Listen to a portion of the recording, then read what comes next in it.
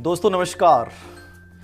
बहुत से बच्चों के मैसेज आ रहे हैं कि सर बहुत तनाव महसूस हो रहा है, बहुत डर सा लग रहा है, कहीं भी किसी प्रकार की भ्रम की स्थिति में आप लोगों को नहीं आना है।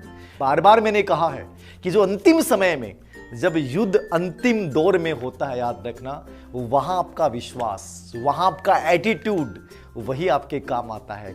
कोई भी कंपटीशन कॉन्फिडेंस से जीता जाता है और मैं आपको बार बार इस चीज को बोल रहा हूं कि आपका एक कॉन्फिडेंस नहीं गिरना चाहिए। आपने बहुत पढ़ाई की है, आपके सामने परिस्थितियां भी खराब रही होंगी, आपके घर में कोई हादसा हो गया होगा, लेकिन मैं फिर कहूंगा उस अभ्यास को जारी रखना है, उस प्रैक्टिस को जारी रखना है जो थॉर्नडाइक ने बताई, जो थॉमस एल्वा एडिसन ने प्रयोग किया।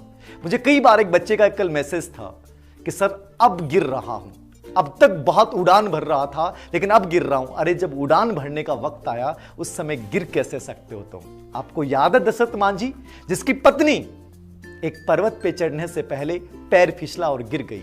वो दशरथ मांझी जिसके दिल में पत्नी की पीड़ा थी, वेदना थी, उसी दशरथ मांझी ने इस चीज को बताया कि दुनिया में जब आप पॉजिटिव एटीट्यूड के साथ आप किसी चीज को करने के लिए तैयार होते हैं तो ये मान के चलिएगा कि सक्सेस आपके कदमों में घूमेगी। उस दशरथ मांझी के पास क्या था?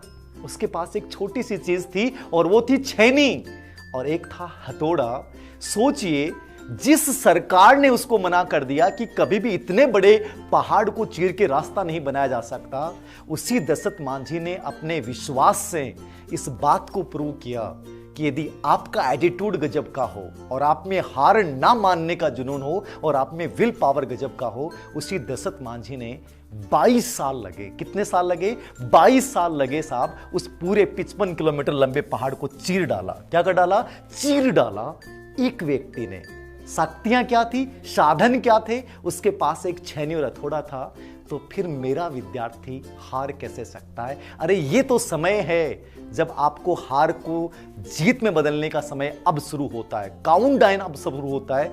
तो अब कम से कम आप निराशवादी बात नहीं करेंगे। और मेरा विद्यार्थी, मैंने पहले भी कहा, इतना पॉजिटिव एनर्जी से भरपूर होता है कि वो कभी नकारात्मक सोच ही नहीं सकता।